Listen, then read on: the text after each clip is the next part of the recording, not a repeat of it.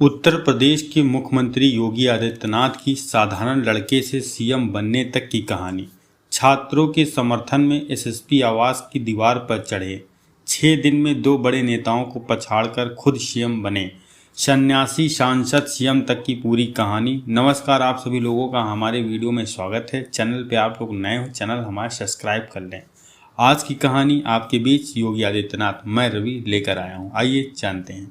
21 साल का एक लड़का घर से नौकरी की बात कहकर निकला। 6 महीने तक घर नहीं लौटे। वापस आए तो सिर घुटा था, दोनों कानों में कुंडल और शरीर पर शर्ट जींस की जगह गेरुआ वस्त्र। घर पहुंचते तो दरवाजा खटखटाया। घर की मालकिन आवाज़ सुनकर बाहर आई। लड़के को देखा तो आंखें खुली की खुली रह गई। तभी सामने से लड़के ने कहा, माँ भिक्षा दीजिए। माँ के मुंह से कोई शब्द नहीं फूटा, आंखों से बस आंसू ही निकल रहे थे। भिक्षा मांगने वाला लड़का और कोई नहीं, यूपी के मौजूदा चीफ मिनिस्टर योगी आदित्यनाथ थे। जो महिला उन्हें देखकर रो पड़ी थी वह उनकी मां सावित्री देवी थी। ये कहानी उनके संन्यास की है, सांसद बनने की और मुख्यमंत्री बनने तक की। 6 महीने तक घर से गायब रहे, सन्यासी बनकर घर लौटे। अजय ने वामपंथी संगठन ज्वाइन करने के ऑफर को मना कर दिया। 5 जून 1972 को उत्तराखंड के पौड़ी गढ़वाल जिले के पंचूर गांव में आनंद सिंह बिष्ट के घर 5वीं बार एक बच्चे की किलकारी गूंजी। नाम रखा गया अजय सिंह बिष्ट।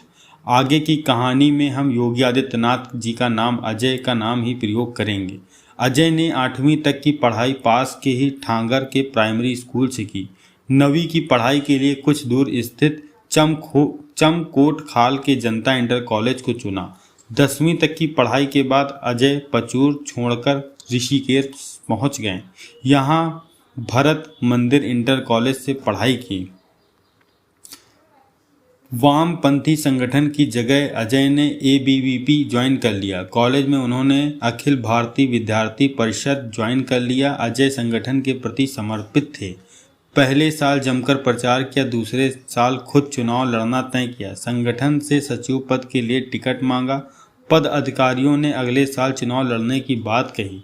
अजय पढ़ाई के साथ प्रचार करते रहे। आखिरी साल संगठन ने टिकट देने से मना कर दिया। अजय को गुस्सा आ गया, उन्होंने निर्दलीय ही चुनाव लड़ने का फैसला कर लिया।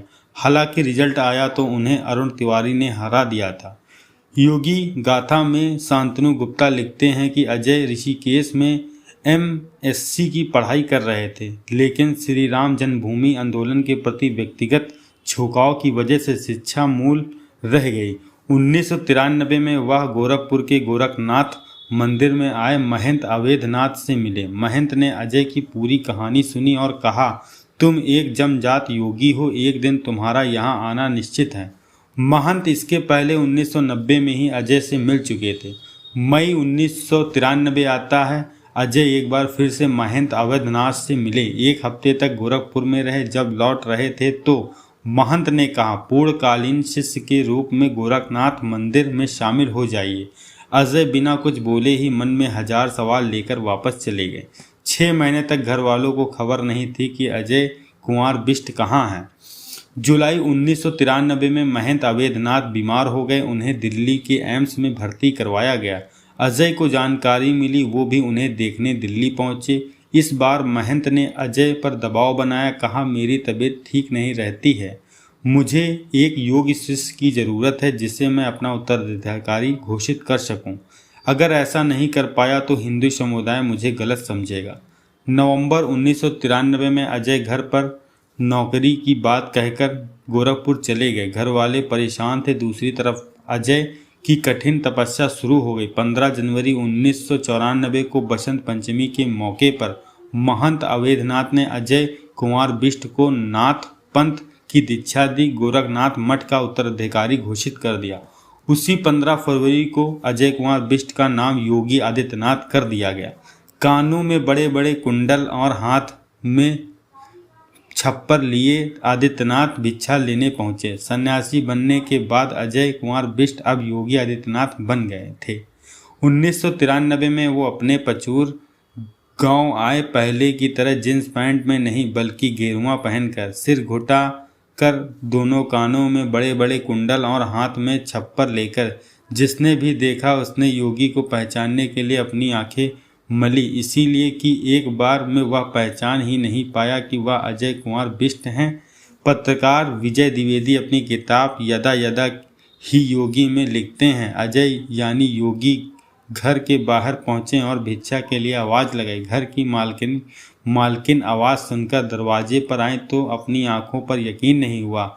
जहां थी वहीं स्थिर हो गई। मौन, मुंह खुला तो लेकिन शब्द नहीं फूटे। आंखों से आंसुओं की धार बह निकली। जो सत्य था वही सामने खड़ा था। उसे देखते ही भी यकीन नहीं हो पा रहा था। माँ के सामने उनका बेटा युवा सन्यासी के भेष में खड़ा था।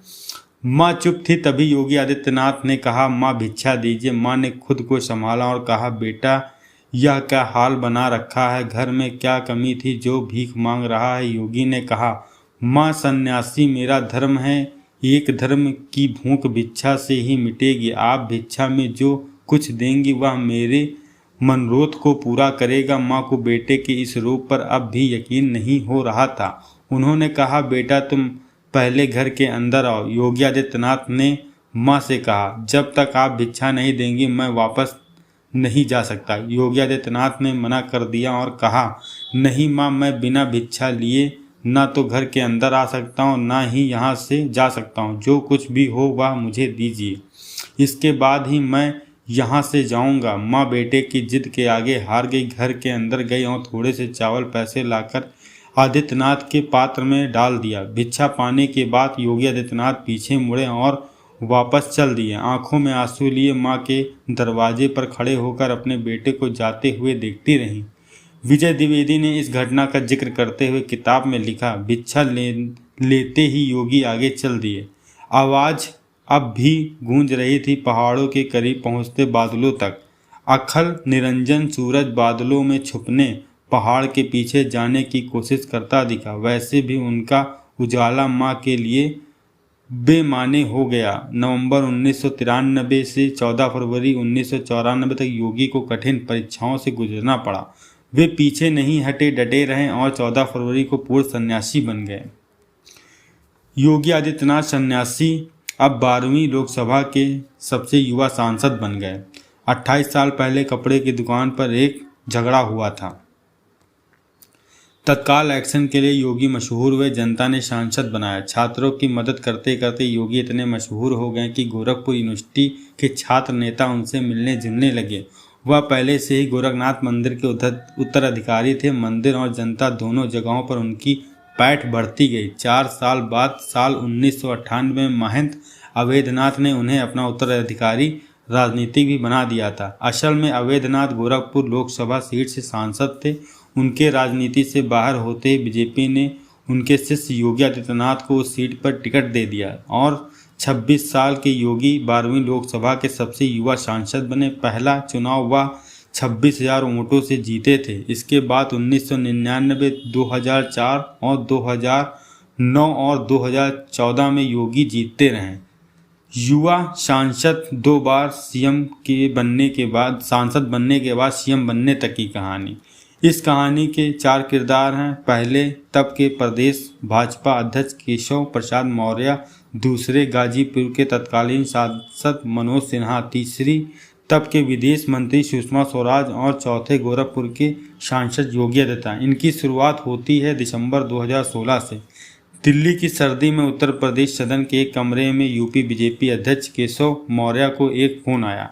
सामने वाले शख्स ने एक सर्वे के बारे में बताया जो किसी टीवी चैनल का था। उसमें था कि अगर यूपी में बीजेपी की सरकार बनी तो किन नेताओं को जनता सीएम देखना चाहेगी।